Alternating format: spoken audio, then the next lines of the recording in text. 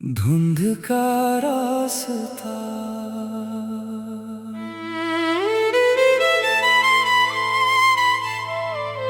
आधी रात की ठंडी हवा, सड़क पर फैली गहरी धुंध। दूर कहीं एक पुराना लैंप जल रहा था, बाकी हर तरफ सिर्फ खामोशी थी। मैं अकेला उस रास्ते पर चल रहा था जहां लोग सूरज ढलने के बाद नहीं आते। हर कदम के साथ ऐसा लगता जैसे कोई मेरी आहट गिन रहा हो। अचानक धुंध के बीच एक काला दरवाजा दिखाई दिया। वहां न कोई दीवार थी, न कोई घर, बस एक अकेला दरवाजा। मैं उसके पास पहुंचा। उस पर जंग लगी जंजीर लटक रही थी और लकड़ी पर उकेरा हुआ था। अंदर आने वाला वापस पहले जैसा नहीं लौटता। मैंने दरवाजे को छुआ, वो अपने आप धीरे धीरे खुल गया। अंदर एक लंबा गलियारा था जहां सैकड़ों पुराने दरवाजे लगे थे। हर दरवाजे के पीछे से धीमी धीमी आवाजें आ रही थी। कहीं हंसी, कहीं रोने की आवाज, कहीं किसी के धीरे धीरे चलने की आहट। मैंने एक दरवाजा खोलने की कोशिश की, लेकिन वो बंद था।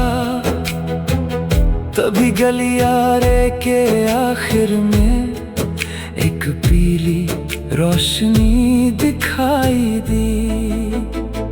मैं उसकी तरफ बढ़ा। जैसे जैसे पास पहुंचा, रोशनी धीमी होती गई और फिर पूरे गलियारे की सारी बत्तियां एक साथ बुझ गई।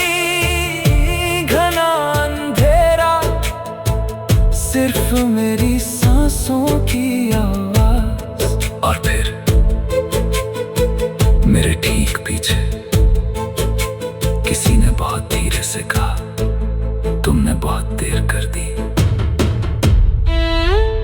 मैंने कांपते हुए पीछे मुड़कर देखा।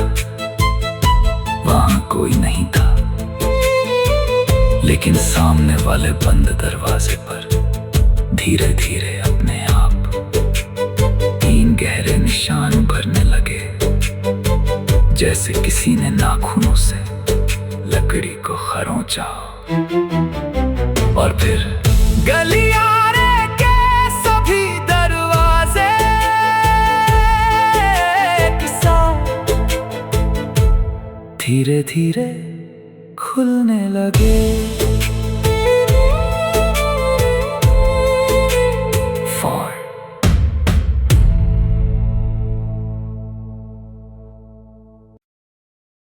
धुंध का रास्ता।